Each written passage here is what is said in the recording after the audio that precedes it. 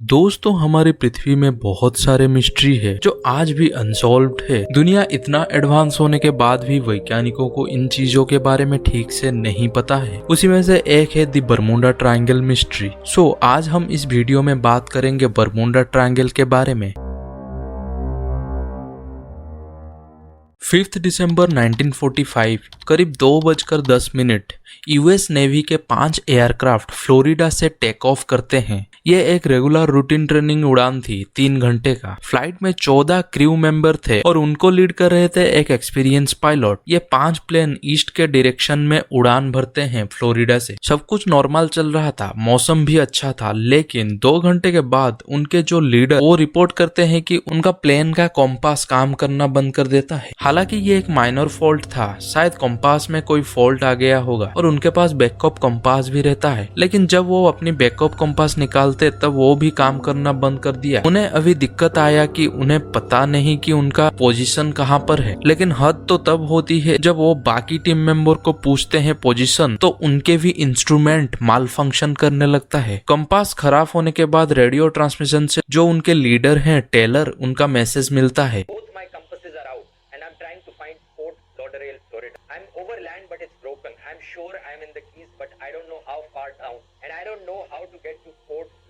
मौसम अभी धीरे धीरे खराब होने लगता है। शाम को 4:56 टेलर को लगता है कि उनके विमान एक्चुअल में गल्फ ऑफ मेक्सिको के ऊपर पहुंच चुका है, इसीलिए उन्हें अभी ईस्ट के डायरेक्शन में फ्लाई करना होगा वापस फ्लोरिडा जाने के लिए। इसलिए वो टीम मेंबर को भी कहते हैं ईस्ट के डायरेक्शन में फ्लाई करने के लिए। लेकिन कुछ क्रू मेंबर को लगता है कि वो अभी ईस्ट में है, उन्हें अभी वेस्ट में फ्लाई करना चाहिए। इस ऑर्डर के बाद एक प्लेन का रेडियो ट्रांसमिशन सुनने को मिला।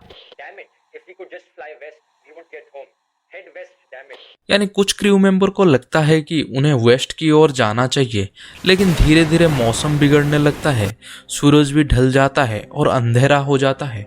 इस वक्त माना जाता है कि ये प्लेन 370 किलोमीटर ईस्ट में थे फ्लोरिडा के। शाम के 7:04 पर टेलर की आखिरी रेडियो ट्रांसमिशन से मैसेज आई।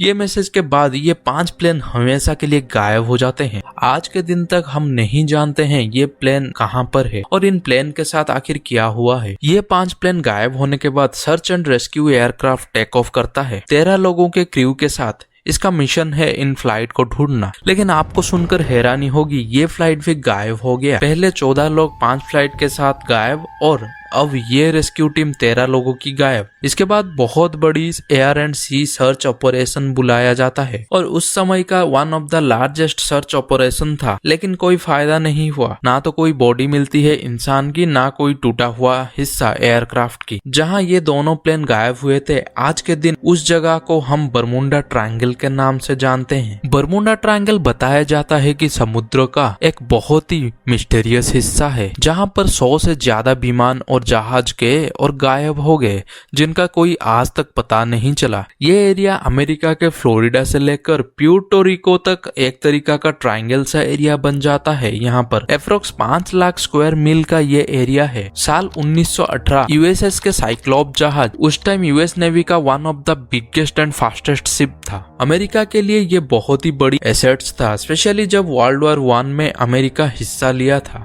लेकिन अब आया एक भयानक दिन। 4 मार्च 1918 यूएसएस साइक्लोप्स में करीब 306 लोग बैठे थे। वाशिंगटन से ब्राजील के टूवर्ड्स निकलता है। 306 लोगों के साथ इस जहाज में 11,000 टन मैंगनीज थे। ये रास्ता तय करने में करीब 9 दिन का समय लगने वाला था। ये जहाज चलने के बाद कुछ टाइम बाद शिप से मैसेज आया, वेदर फेयर ऑल वेल। लेकिन ये मैसेज जो आया था, ये लास्ट मैसेज था इस शिप की तरफ से। ये जहाज अपने रास्ता चला, लेकिन अचानक से गायब हो गया। ये सबको चौंका कर हैरान कर दिया। यूएस नेवी के सबसे बड़ा शिप कैसे अचानक गायब हो सकता है? आज तक इस बड़े जहाज की एक भी टुकड़ा नहीं मिला है। 306 लोगों के साथ पूरा जहाज डिसअपियर हो गया है। साल 1881 में एक 210 फीट का लंबा जहाज था। एलन ऑस्टिन लंदन से न्यूयॉर्क जा रहा था। उस टाइम ऐसे सफर बड़ी आम बात था। बहुत सारे जहाज ऐसे सफर करते थे। लेकिन रास्ते में एलन ऑस्टिन को एक अनजान जहाज दिखता है, एक unidentified ship Bermuda triangle area के पास। बाहर से देखने में ये जहाज बिल्कुल नॉर्मल दिख रहा था, लेकिन इसके अंदर कोई भी इंसान का नामो निशान नहीं था। कोई क्रू ही नहीं था इस शिप के ऊपर, कोई लोग नहीं थे।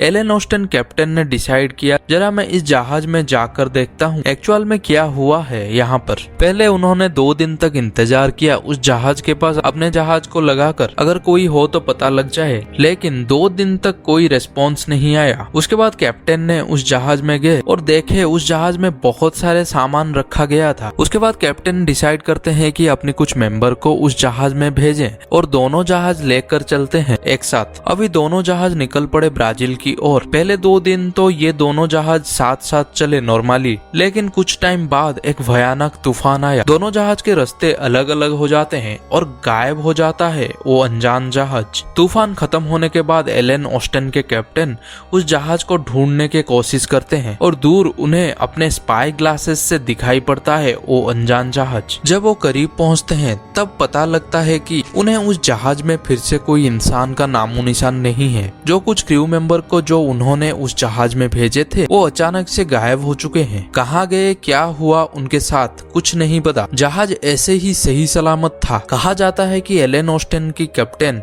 दोबारा से कोशिश करी अपने साथ उस जहाज को लेने के लिए, कुछ और क्रू मेंबर को भेजा जहाज को चलाने के लिए, लेकिन फिर से 2-3 दिन बाद जब तूफान आया फिर से ये अनजान जहाज अलग हो जाता है। जो नए क्रू मेंबर भेजे थे वो लोग गायब हो जाते हैं। एलन ऑस्टिन का जहाज जब वापस लौटता है, इसके ओनर इसके कहानी को सुनकर घबरा जाते हैं कि इस जहाज को बेच डालते हैं एक जर्मन कंपनी को, और उस कंपनी इस जहाज का नाम चेंज करके मेटा रख देता है। बरमुडा ट्रायंगल घटनाओं के पीछे क्या कारण है, इसके पीछे बहुत सारा थ्योरी बनाई गई है। कुछ लोग कहते हैं कि इस जगह पर समुद्र के नीचे बहुत बड़ा सी मॉन्स्टर है जो इन जहाजों को गायब कर दिया होगा। कुछ का ये कहना है कि एलियन आकर इन जहाजों को उड़ा लिए होंगे, और कुछ कहते हैं कि यहाँ का समुद्र इस तरीके से है कि सारे विमान इसके अंदर गिर जाते हैं। लेकिन सच्चाई ये है कि बरमुडा ट्रायंगल की घटनाओं के बारे में आज तक कोई भी प्रूवन थ्योरी नहीं मिली है। किसी को भी नहीं पता आखिर उस जगह पर क्या होता है। तो दोस्तों, आप लोगों को क्या लगता है कमेंट करके जरूर बताइए, और चैनल पर अगर नए हैं तो चैनल को सब्सक्राइब करके बेल आइकन पर क्लिक करके ऑल पर सिलेक्ट कर लीजिए। तो चलिए मिलते हैं नेक्स्ट वीडियो में।